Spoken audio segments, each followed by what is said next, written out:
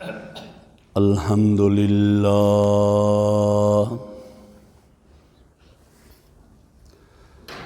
الحمد للہ وکفی والصلاة والسلام علی من لا نبی بعدہ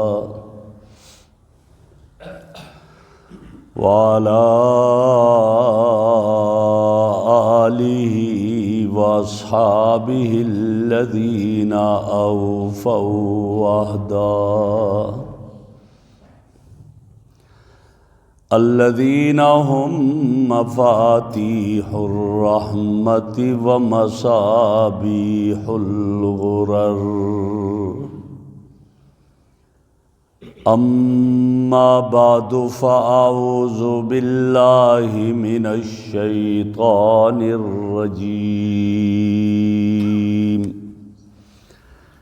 بسم اللہ الرحمن الرحیم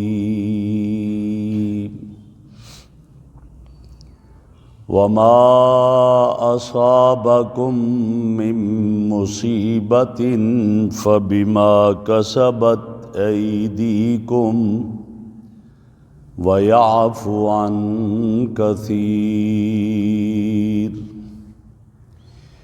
صدق اللہ مولانا العظیم وبلغنا به رسولہ النبی الأمی الکریم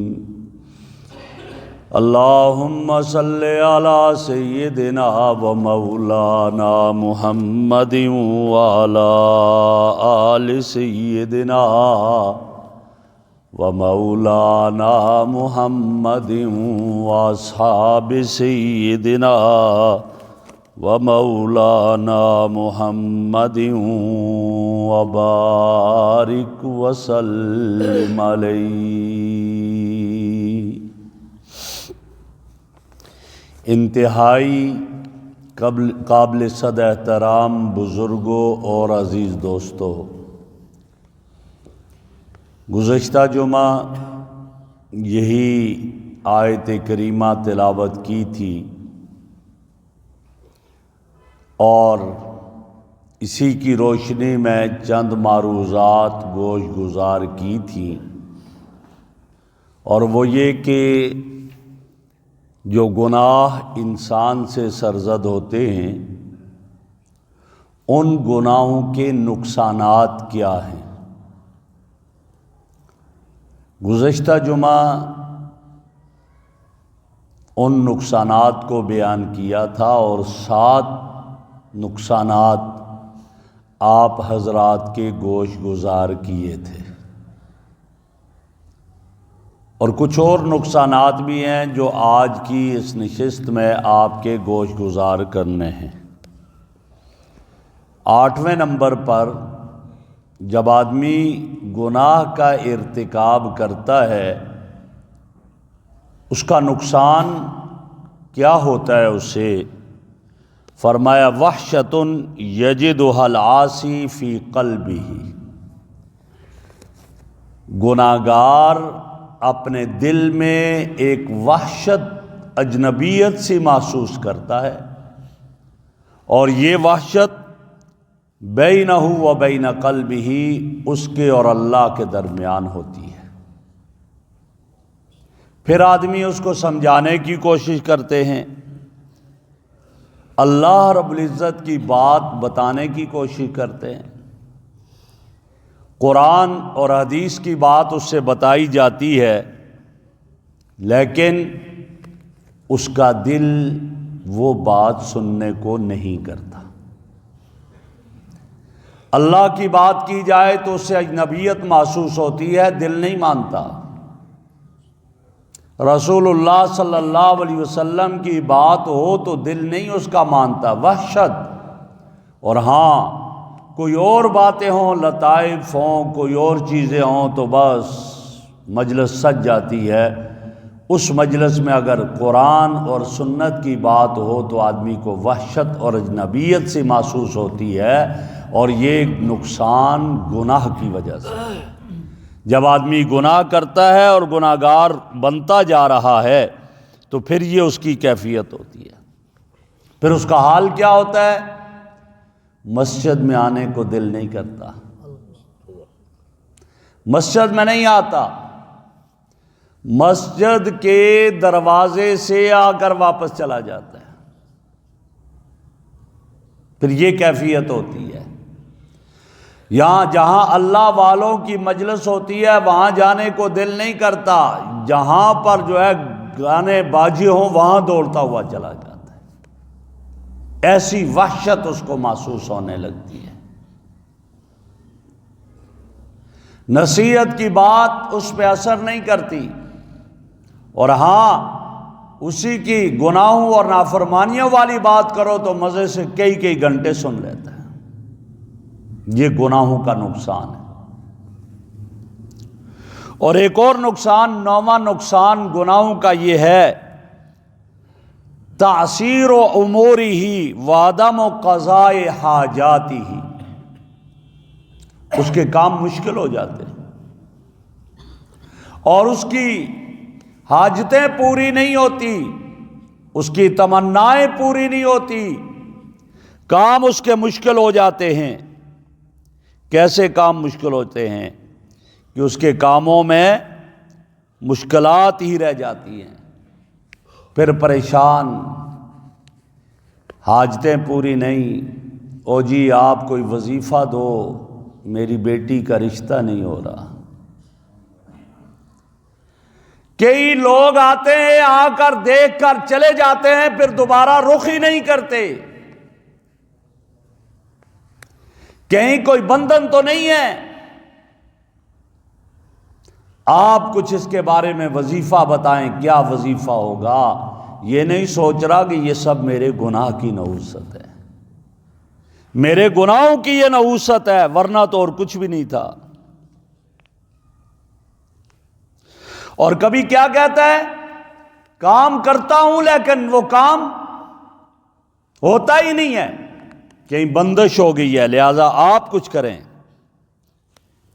اور کبھی یہ کہتے ہیں کہ حالات ایسے بن جاتے ہیں۔ یہ کیا ہے میرے بھائیوں؟ یہ سب گناہوں کی وجہ سے، یہ گناہ کی نحوست ہے، اس کی وجہ سے یہ سب کچھ ہو رہا ہے۔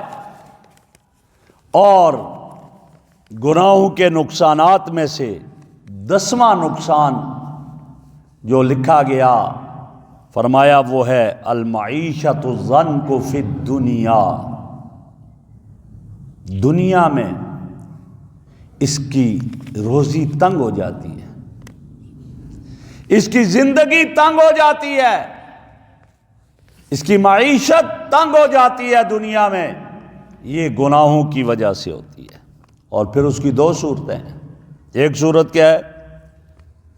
روزی تو ہے لیکن کم ہوتی ہے بہت، جی سارے گھر والے کماتے ہیں لیکن کچھ سمجھ نہیں آتی کیا ہو گیا، پورا دن دکان پر بیٹھا رہتا ہوں لیکن گاہک ہی نہیں آتا۔ ایسے کئی سارے لوگوں کو ہم نے سنا، پتہ نہیں کیا بات ہے جی، پورا دن بیٹھا رہتا ہوں، کوئی ایک گاہک بھی نہیں آتا، اور پھر رات کو اٹھ کر آتا ہوں، کرایہ بھی اتنا دینا ہے، بجلی کے بل بھی اتنے دینے ہیں، جو کام کرنے والے ہیں ان کو بھی دینا ہے، لیکن کوئی بھی نہیں آتا۔ یہ کیوں ہے؟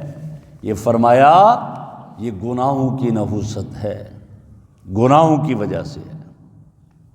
اور دوسری صورت معیشت کی تنگی، فرمایا وہ کیا ہے؟ کہتا ہے کام تو بڑے ملتے ہیں، کام کرتا ہوں لیکن بل پھنس جاتے ہیں، بل ہی پھنس جاتے ہیں، پاس نہیں ہوتے، پیسے نہیں مل رہے، میرا اتنا کام، اتنے پیسے لوگوں کی طرف، اتنے پیسے سرکار کی طرف، اتنا ٹھیکے لیے، وہ سارے کام کر لیے لیکن ابھی تک وہاں پر وہ بل ہی کلیئر نہیں ہو رہے، کیا کریں؟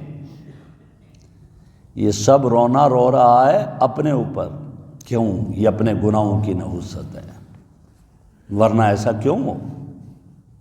اسی لیے اللہ فرماتے ہیں، اللہ نے ارشاد فرمایا وَمَنْ أَعْرَضَ عَنْ ذِكْرِي فَإِنَّ لَهُ مَعِيشَةً ضَنْكًا وَنَحْشُرُهُ يَوْمَ الْقِيَامَةِ أَعْمَىٰ۔ جو میری یاد میرے ذکر سے اعراض کرے گا میں اس کی زندگی تنگ کر دوں گا، پھر پریشان رہے گا، معیشت تنگ، ہاتھ کھنچ جائیں گے، گاہک بھی دکان پر نہیں آئیں گے، بل پھنس جائیں گے، مزدوری نہیں ملے گی، تنخواہ نہیں ملے گی، کام نہیں بنیں گے۔ اور صرف یہی نہیں، وَنَحْشُرُهُ يَوْمَ الْقِيَامَةِ أَعْمَىٰ، قیامت کے دن میں اس کو اندھوں میں سے اٹھاؤں گا، نابینا کر کے اٹھاؤں گا۔ قال رب لم حشرتنی اعمیٰ، وہ کہے گا اللہ مجھے نابینا کیوں کر دیا، آج میری بینائی کیوں سلب ہو گئی، میں تو دنیا میں بینا تھا، دیکھا کرتا تھا۔ رب لم حشرتنی اعمیٰ، مجھے کیوں ایسا کیا، میں تو دنیا میں دیکھا کرتا تھا۔ اللہ فرمائیں گے ہاں کذالک اتتک آیاتنا، میری تیرے پاس نشانیاں آئیں، سمجھانے والے آئے، بتانے والے آئے۔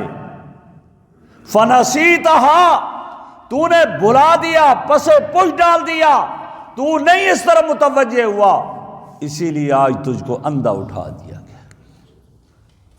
یہ گناہوں کی نحوست ہوگی، گناہوں کی وجہ سے یہ ہے۔ اور 11واں جو نقصان گناہ کا وہ یہ بتایا کہ بارشوں کا رک جانا، بارشوں کا نہ ہونا۔ آج یہی حال ہے، آپ دیکھ لیں، آج ہم ہر ایک دعا کر رہا ہے، مسجدوں میں بھی دعائیں، پروگراموں میں بھی دعائیں، ہر طرف دعاؤں کا اہتمام ہے، بارشیں نہیں ہو رہی۔ صلاۃ استسقاء پڑھتے ہیں، دعائیں کرتے ہیں، گڑ گڑاتے ہیں، پھر بھی نہیں ہوتی بارشیں، گناہوں کی وجہ سے۔ اور میرے آقا کا ارشاد ہے، میرے آقا صلی اللہ علیہ وسلم نے ارشاد فرمایا کہ جب لوگ زکوٰۃ دینا بند کر دیں گے، زکوٰۃ نہیں دیں گے، تو فرمایا پھر اللہ رب العزت ان پر بارشیں بند کر دیں گے۔ جب زکوٰۃ نہیں ادا کریں گے اللہ بارشیں بند کر دیں گے، پھر بارشوں کا سلسلہ رک جائے گا، اور یہی کیفیت ہے آج۔ اور ایک اور روایت حضرت عبداللہ ابن عباس رضی اللہ تعالیٰ عنہ فرماتے ہیں، جس قوم میں فرمایا سود کا لین دین ہوگا اللہ اس قوم پر قحط سالی کو مسلط کر دیں گے۔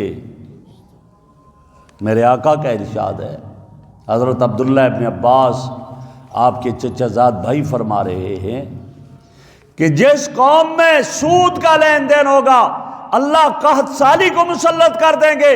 اور آج یہی تو کیفیت ہے، صرف قوم میں نہیں، ہماری حکومتیں بھی، جب حکومتیں سود میں آ جائیں اور وہ سود کے سلسلے میں جو ہے وہ عدالتوں تک درخواستیں دائر کرنے لگ جائیں کہ جی ہمیں سود کی اجازت دی جائے، پابندی ختم کی جائے، تو پھر تو ایسا ہی ہوتا ہے۔ پھر آج یہی کیفیت ہے، پھر معیشت تنگ ہے، پھر IMF جو کہے گا وہی کرنا پڑے گا، اس کے بغیر کچھ نہیں کر سکتے۔ اور حضرت عبداللہ ابن عباس رضی اللہ عنہ ہی کی روایت ہے، فرمایا جس قوم میں رشوت عام ہو جائے، رشوت کا سلسلہ جاری ہو جائے، اللہ رب العزت اس قوم پر غیروں کو مسلط کر دیتے ہیں، اوروں کو اس پر ڈال دیتے ہیں۔ اور آج یہی کیفیت ہے میرے اور آپ کے معاشرے میں۔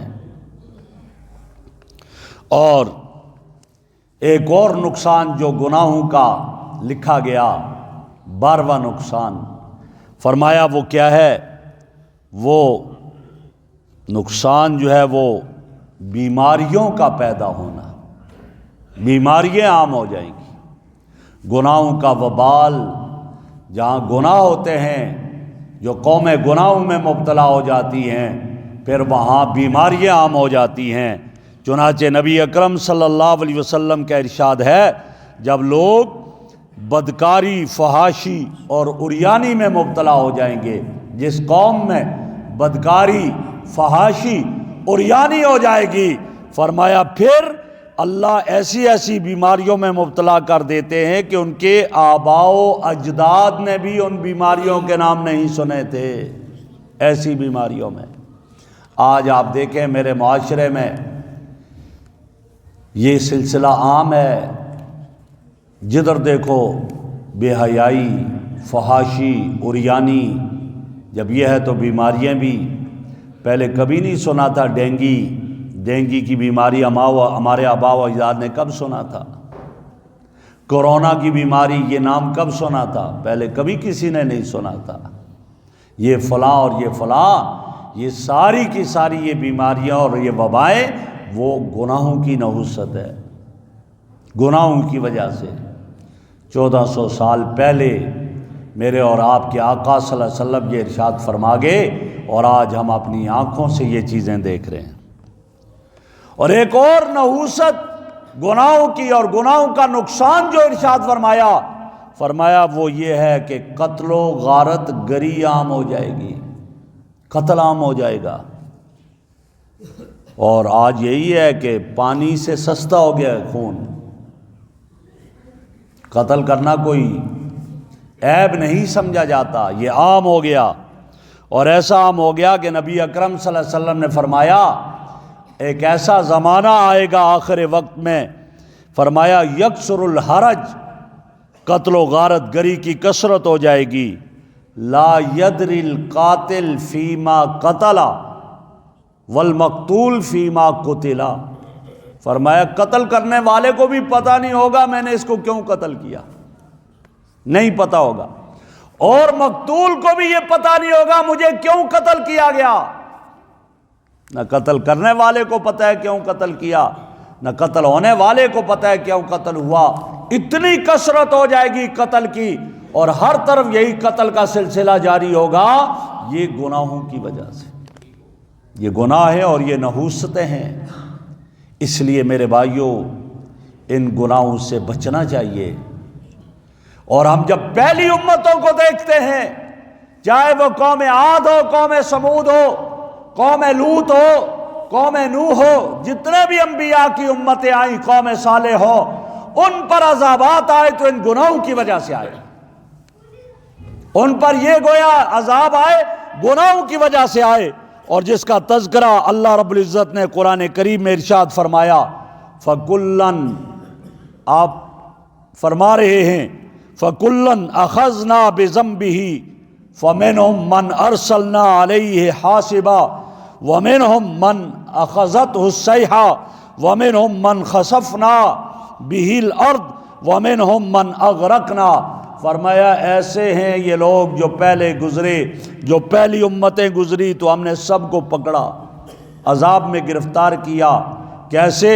فرمایا فَمِنْهُمْ مَنْ أَرْسَلْنَا عَلَيْهِ حَاصِبًا، بعض وہ ہیں جن پر ہم نے پتھروں کی بارش کی، قوم لوط پر پتھروں کی بارش کی، اوپر لے جا کر بستی الٹی پٹخ دی، اور اوپر سے پتھروں کی بارش، نام لکھے ہوئے تھے کنکریوں پر۔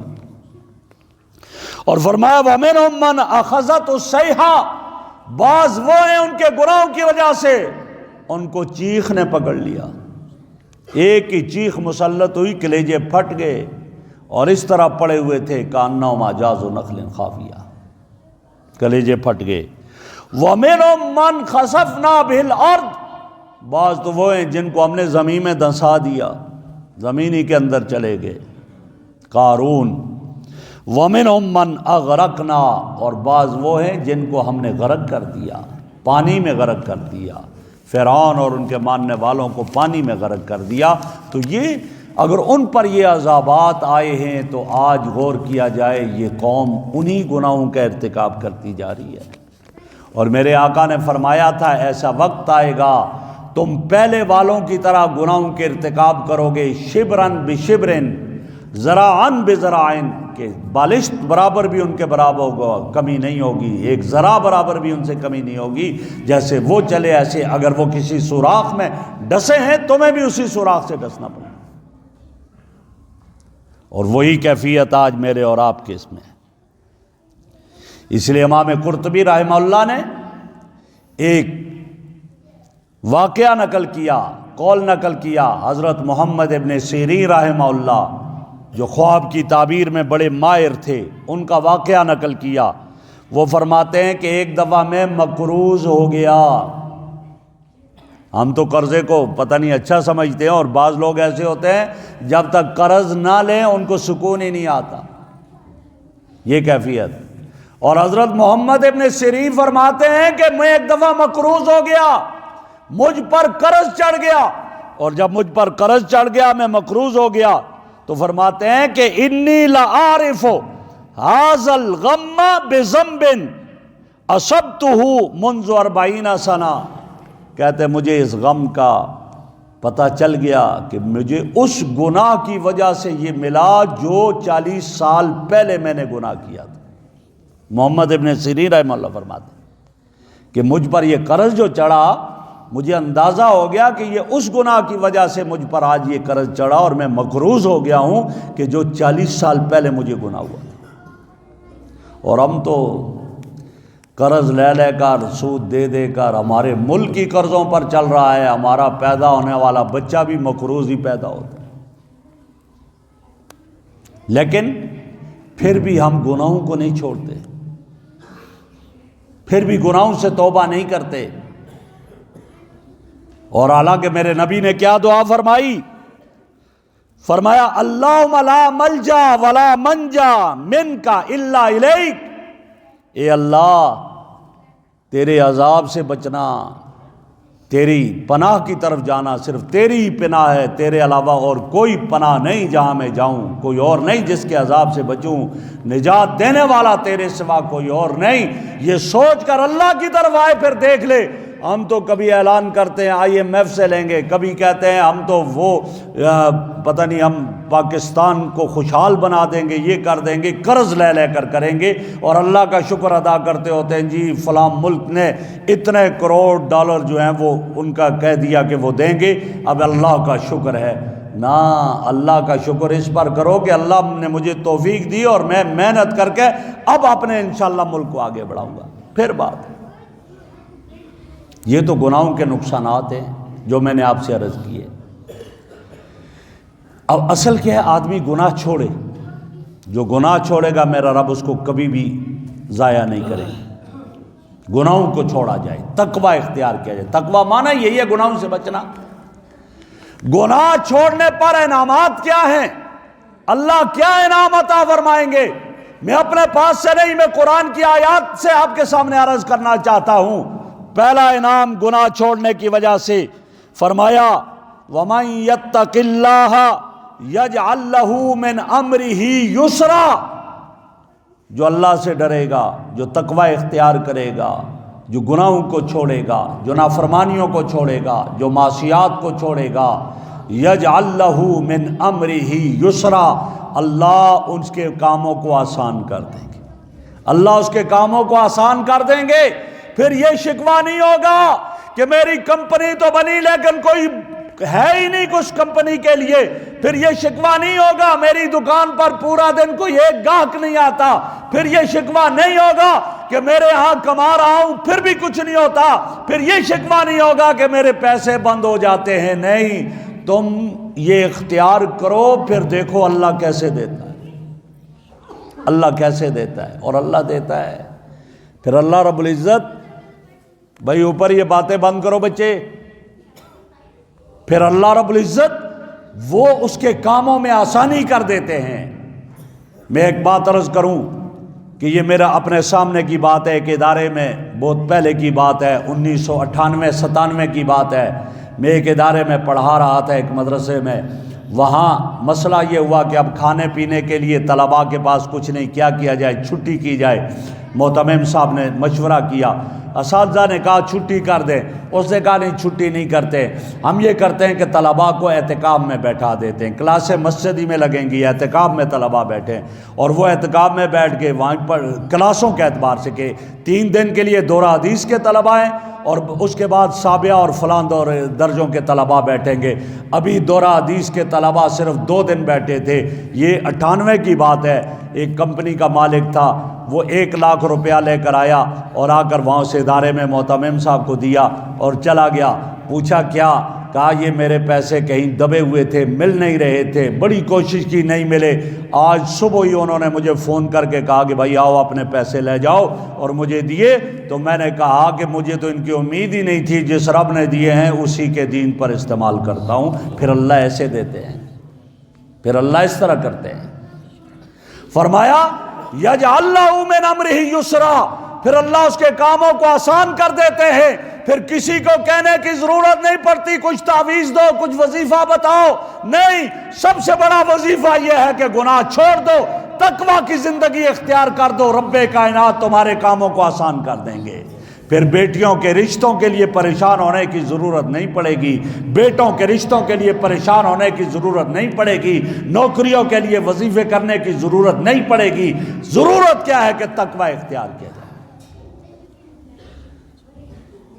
اور دوسری چیز، دوسرا انعام ارشاد فرما دیا، وَمَن يَتَّقِ اللَّهَ يَجْعَل لَّهُ مَخْرَجًا، جو تقویٰ اختیار کرے گا، جو گناہوں سے بچے گا، معصومانہ زندگی بسر کرے گا، یجعل لہ مخرجا، اللہ اس کے لیے نکلنے کے راستے بنا دیں گے۔ پھر اللہ اس کے لیے راستے بنائیں گے۔ کسی مسئلے، کسی کیس میں پھنسا ہوا ہے، اللہ اس کا راستہ خود اس کے لیے بنا دیں گے۔ پھر کہیں اور پریشانی میں پھنسا ہوا ہے، اللہ راستہ بنا دیں گے۔ شرط یہ ہے کہ وہ تقویٰ والی زندگی اختیار کرے۔ اور تیسرا انعام فرما دیا، وَيَرْزُقُهُ مِنْ حَيْثُ لَا يَحْتَسِبُ، ایسی جگہ سے عطا کریں گے اس کے وام و گمان میں نہیں ہوگا۔ آج کہتے ہم نا یار یہ پتہ نہیں کہاں سے آ گیا، میرے وام و گمان میں نہیں تھا۔ تقویٰ اختیار کرے گا، یرزقہ من حیث لا یحتسب، ایسی جگہ سے اللہ دیں گے وہم و گمان میں نہیں ہوگا۔ اور رزق سے مراد صرف کھانا نہیں ہے، صرف کھانا پینا ہی نہیں ہے، رزق سے مراد دنیا کا رزق بھی ہے، آخرت کا رزق بھی ہے۔ اللہ بتا رہے ہیں جو تقویٰ والی زندگی اختیار کرے گا، گناہوں سے بچے گا، اللہ دنیا میں بھی اسے غموں سے پاک کر دیں گے، آخرت میں بھی غموں سے اسے آزاد کر دیں گے۔ پھر اس کی دنیا کی زندگی بھی غموں والی نہیں ہوگی، آخرت کی زندگی بھی غموں والی نہیں ہوگی۔ اللہ دنیا بھی اس کو عطا کریں گے ایسی جگہ سے وہم و گمان نہیں ہوگا، اور آخرت بھی ایسے ہی عطا کریں گے وہم و گمان نہیں ہوگا۔ یہ تیسرا انعام۔ اور چوتھا انعام ارشاد فرمایا، وَمَن يَتَّقِ اللَّهَ يُكَفِّرْ عَن سَيِّئَاتِهِ، جو تقوی اختیار کرے گا، یہ آخرت کا انعام ہے۔ جو تقوی اختیار کرے گا، گناہوں سے بچے گا، یکفر عن سیئاتہ، اللہ اس کے گناہوں کو مٹا دیں گے، کفارہ کر دیں گے ان کے گناہوں کا، مٹا دیں گے۔ اب گناہ چھوٹے جو بھی گناہ ہوئے تقوی کی وجہ سے وہ مٹ گئے، بڑے گناہ چاندہ ایک رہے توبہ سے وہ بھی ختم ہو جائیں گے۔ تقوی جیسے آتا ہے نا کہ آدمی نیکی کرے کسی معصیت کے بعد، وہ نیکی اس معصیت کو مٹا دیتی ہے، وہ گناہ مٹ جاتے ہیں۔ وضو کیا، آنکھوں کے، زبان کے یہ گناہ چھوٹے چھوٹے مٹ جاتے ہیں، ہاتھ دھونے سے ہاتھ کے گناہ، پاؤں دھونے سے پاؤں کے گناہ یہ مٹ جاتے ہیں۔ جب یہ گناہوں سے بچے گا، صرف گناہ کبیرہ رہ جائیں گے، گناہ کبیرہ میں توبہ کرے گا، اگر حقوق اللہ سے تعلق ہے اللہ معاف کر دیں گے۔ ہاں حقوق العباد سے جو تعلق ہے جب تک بندہ نہیں معاف کرے گا نہیں معاف ہوں گے۔ یہ آخرت کا انعام ملا۔ چوتھا انعام کہ اللہ اس کے گناہوں کا کفارہ کر دیں گے، گناہوں کو مٹا دیں گے۔ اور پانچواں انعام گناہ کے چھوڑنے پر جو رب کائنات نے بتایا، فرمایا وَيُعْظِمْ لَهُ أَجْرًا، پھر اللہ اس کے اجر کو دگنا کر دیں گے۔ پھر اجر کو بھی آخرت میں دگنا۔ دنیا میں زندگی گناہوں سے دور رہی، گناہوں سے بچتا رہا، زندگی گزاری گناہوں سے ہٹ کر کے گزاری، وہاں جائے گا تھوڑی سی نیکی لے کر آیا تھا، من جاء بالحسنۃ فلہ عشر امثالھا، ایک نیکی لے کر آیا تھا 10 کے برابر اجر ملے گا۔ یعظم لہ اجرا، اللہ اس کے اجر کو بڑھا دیں گے، بڑھا دیں گے۔ یہ گناہوں کے چھوڑنے پر یہ انعام ہے۔ میں اور آپ ذرا سوچیں کہ آج میرے اور آپ کے ہاں کیا کیفیت ہے۔ میرے بھائیوں، گناہوں کے نقصانات بھی آپ کے سامنے میں نے رکھے ہیں، اور قرآن کے آئینے میں گناہوں کو چھوڑنے پر جو انعامات ہیں وہ بھی آپ کے سامنے رکھے ہیں۔ تو پھر اللہ نے مجھے اور آپ کو عقل بھی دی ہے۔ عقل کا تقاضا یہ ہے کہ کوئی آدمی اپنا نہ دنیا کا نقصان چاہتا ہے عقل مند، نہ آخرت کا نقصان چاہتا ہے، وہ تو اپنا فائدہ ہی چاہتا ہے دنیا اور آخرت کا۔ تو دنیا اور آخرت کا فائدہ گناہ کرنے میں نہیں ہے، گناہوں کو چھوڑنے میں ہے۔